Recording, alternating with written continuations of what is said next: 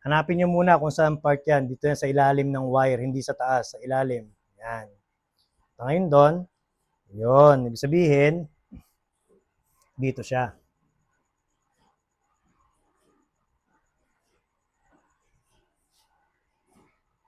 So yung tinuturo ko sa inyo na yan na pagwa-wire, yan yung tapering wiring kung tawagin.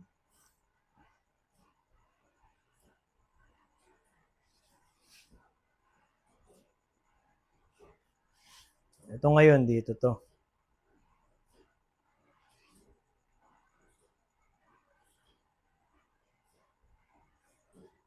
So yan na ngayon siya. Ngayon, ito ngayon, pag sinetback natin to, isa lang ang kukunin natin dyan yung number 3. Kasi ito yung 1, di ba? So yung 3, yun yung continue, yung 3 papataas. Yung number 2, bababa na naman dito yun. So siya naman ngayon ang magpipill up sa negative space na to. So kung mapapansin nyo, di ba?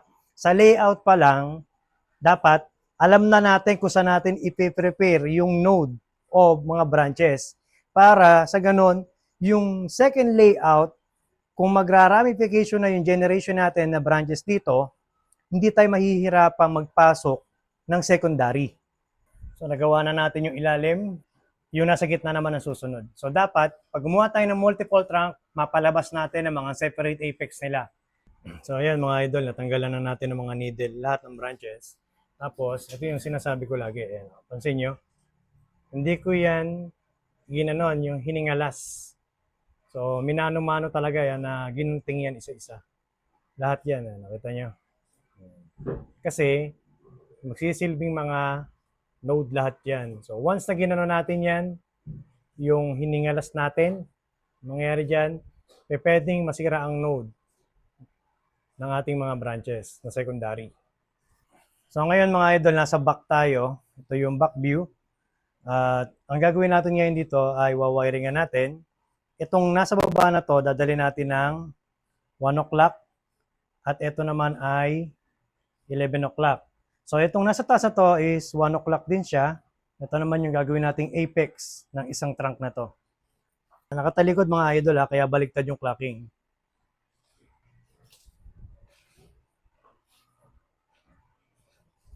So ito magkasama dalawa tsaka ito naman magkasama. Masikip sa simula.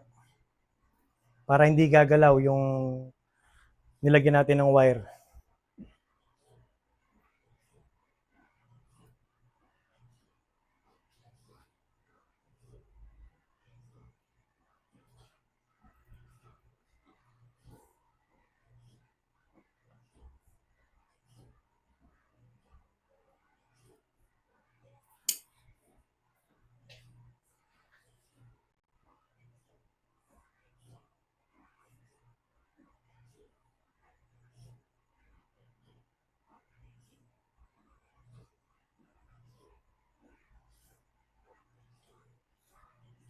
So kung ano yung ayon nito, kung ano yung layout nito na papunta doon, ito papunta din doon.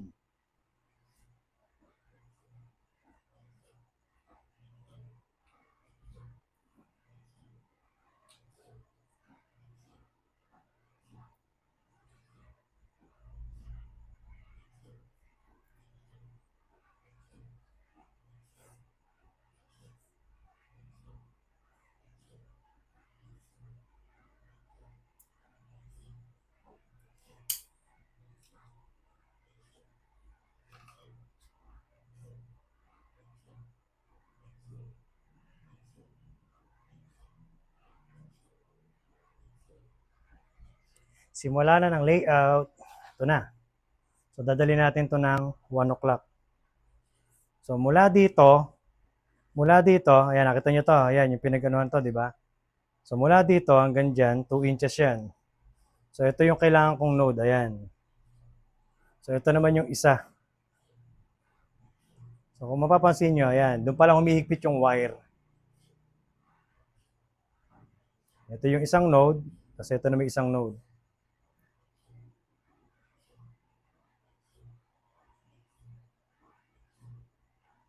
So ngayon, susundan natin yung layout nito. Ito naman yung susunod.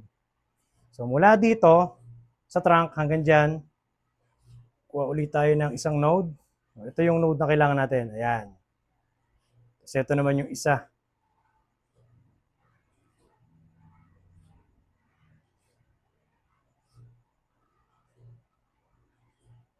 Tandaan nyo mga idol, the more maluwag ang wiring, mas matagal nating babaklasan ng wire yan. So ayan na, nakuha natin. Ito naman ngayon, ang susundan natin ng layout nito, ito. So kung mapapansin nyo, halos tapat sila. Ito tapat. Ito na magkakaroon ng butas dito. So parang ganito nangyari, ganyan. Ayan, hindi siya ganito or ganyan. So mula dito hanggang dyan, 2 inches. Ay mula dito hanggang dyan, 2 inches ulit. Pare-parehas lang.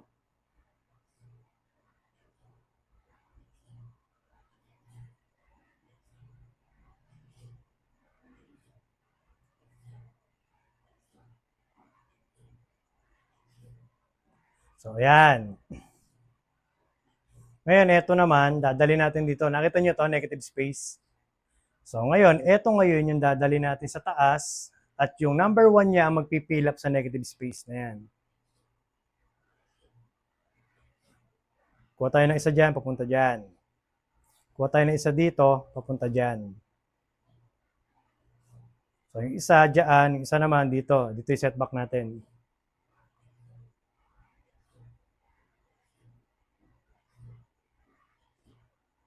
So kung ano yung ginagawa kong layout dito, applicable yan sa lahat ng ginagawa kong puno.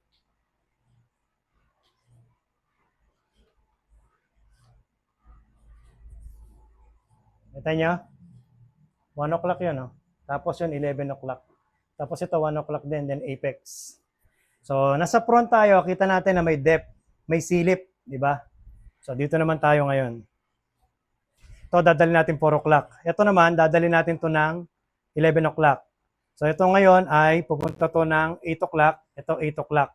So, ito naman ay 4 o'clock. Paglagay ng wire nito, dito manggagaling kasi yung mismong twist nito is papunta dito sa likod.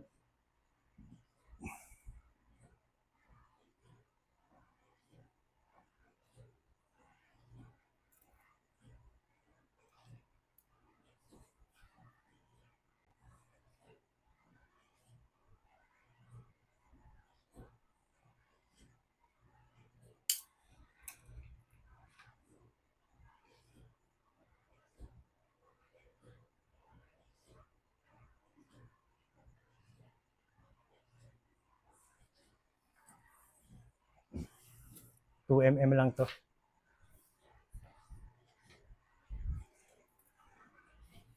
So, itong dalawa naman magkasama. So, ito naman, dito natin magagaling sa likod dahil yung twist nito is papunta doon.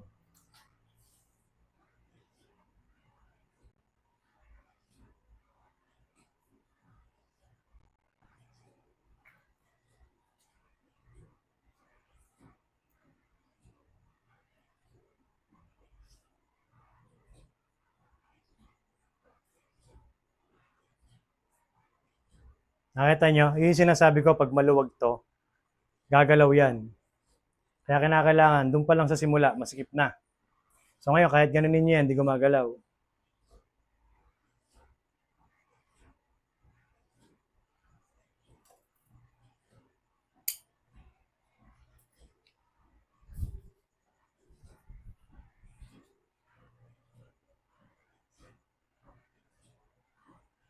Walang problema sa node mga idol ng Agoho. Marami pwedeng pagpilian dyan. So, layout muna tayo dito. Mula dito hanggang dyan, 2 inches. Mula dito, 2 inches yung ano niyan. So, yun lang yung kailangan natin, kagaya nun.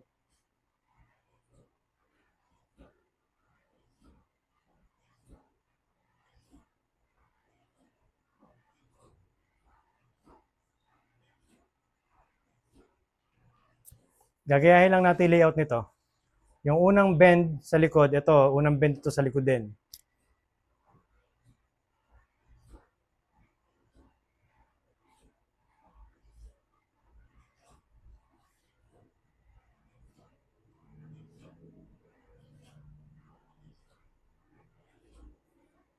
So, napansin nyo, ito, negative space. Siya naman ang magpipil up sa negative space na yan. Kaya ang puno natin, kapag sinilip natin sa ilalim, lagi mayroong naka-block na isa dito sa dalawa. So, naka-alternate pa rin siya, di ba? So, yung twist ito, papunta dito sa back.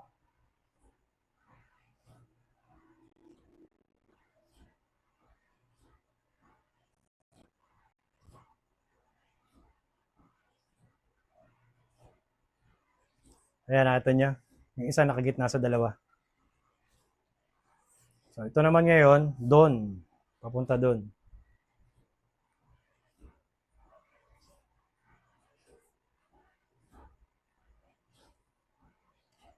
Continue ng flow. Nakita nyo, open. So, dito pwede na tayo magsara sa part na to. Kasi kita naman na yung mismo movement ng trunk natin eh.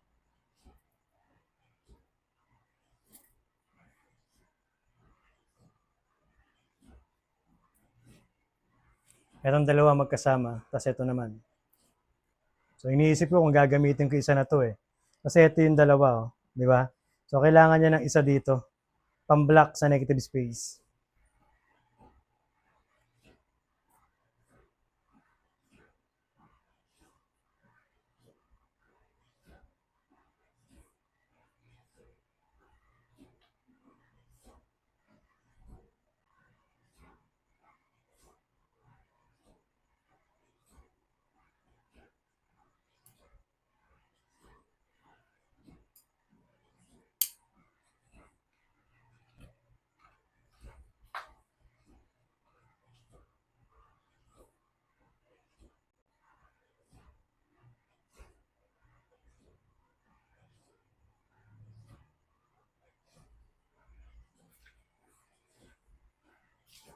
So ito naman dalawa. Yung wiring nito dito sa taas. Kasi dito na siya pupunta. Papunta doon sa likod.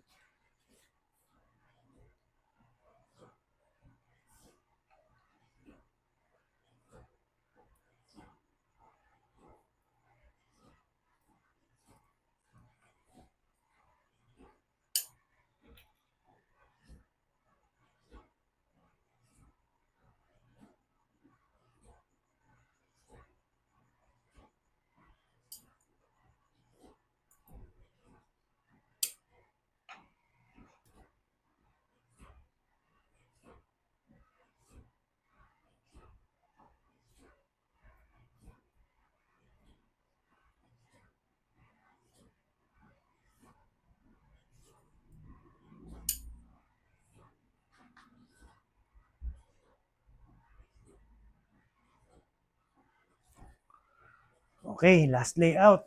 So dito muna tayo. So, yung wire natin papunta sa likod. So ang meaning nun, yung layout papunta sa likod.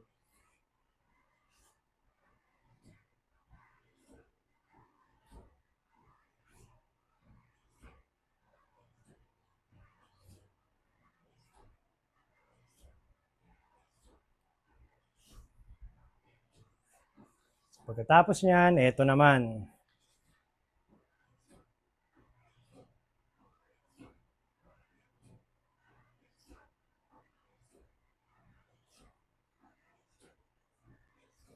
Ito, dito natin lalagay yan. Sa harap na yan. Kasi ito, gagamitin ko to. Para dito sa negative space ng dalawa na to, siya yung magbablock sa part na to. So, i-advance nyo na kagad yung isip nyo kapag kaganyang senaryo na kinakailangan itama nyo na yung layout nito. Kasi baka mamaya kung mangyari man sa inyo yan, itong branch na to, idadali nyo dito, mababago na naman ang layout nito pag lumabas yan, di ba? Tapos ito ngayon, dito yan. So ito yung negative space ng dalawa, siya naman ang magpipilap sa part na yan. So dadali natin to dyan, then twist.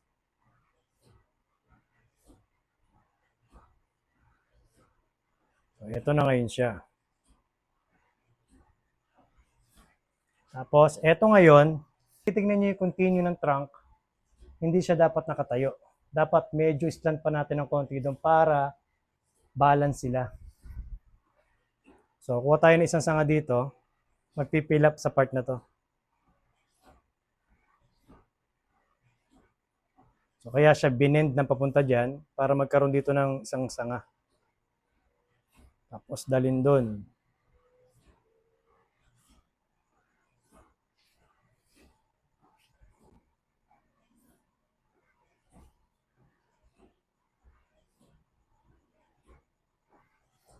Kaya mga idol, nakatapos na ulit tayo ng isa. So ito yung mga papaliwanag ko sa inyo. Diyan sa triple trunk o multiple trunk, mapapansin nyo laki ng negative space. kukuha tayo ng isang branch dyan na pupunta dito. Hindi siya dapat papunta lang lahat ng sanga doon kasi baka magmukhang windswept tong part na to, di ba? So, dapat magkaroon tayo ng isang branch papunta dito, magkaroon ng pads, ng padding dito para masabing isang trunk siya, hindi siya branch. Masabing trunk. So, nakaseparate na isa na yan. Sa pagdating natin ng side, nakita nyo, ang taas din ng, di ba, ng gap nila. So, ito, negative space din yan. Dahil ito, puputulin natin yan dyan. Hanggang dito lang yan. So, dito ngayon, magpapapasok tayo ng isang branch dito. So, magkakaroon din ng isang pad dyan sa, sa loob para masabi din na ito ay separate trunk, hindi siya kasama ng isang puno lang na to. So, ganoon ang kalalabasan. So, dapat, kapag gagawa tayo ng multiple trunk, dapat mapalabas natin yung mga separate apex nila para maging natural ang kalabasan ng puno natin. Okay, nakatapos na tayo ng first layout dito sa Agoho. So, bali ang magiging sistema ngayon nito ay hihintayin natin yung 1 month o 2 months kung ano yung magiging trabaho natin sa kanya. So, depende yan sa puno na to. Kung malakas siya, baka 1 month lang, magtanggal na tayo ng mga unwanted branches sa kanya, and then yung secondary, kaya natin ni-layout, kinakailangan mapalabasan natin yun para mapamaga natin yung mga primary na to. So, sabi ko nga, depende yan sa lakas ng puno. Tapos, hindi rin natin masabi kung kailan tayo magpapalit ng wire sa kanya. So, ang ginamit natin sa kanya ngayon ay 1.5 to 2.5 mm. So, yun yung mga size na ginamit natin. So, hintayin natin yung mga ilang buwan pa kung kailan tayo magpapalit ng size ng wire sa kanya para lang hindi, kumbaga, mas mabantayan.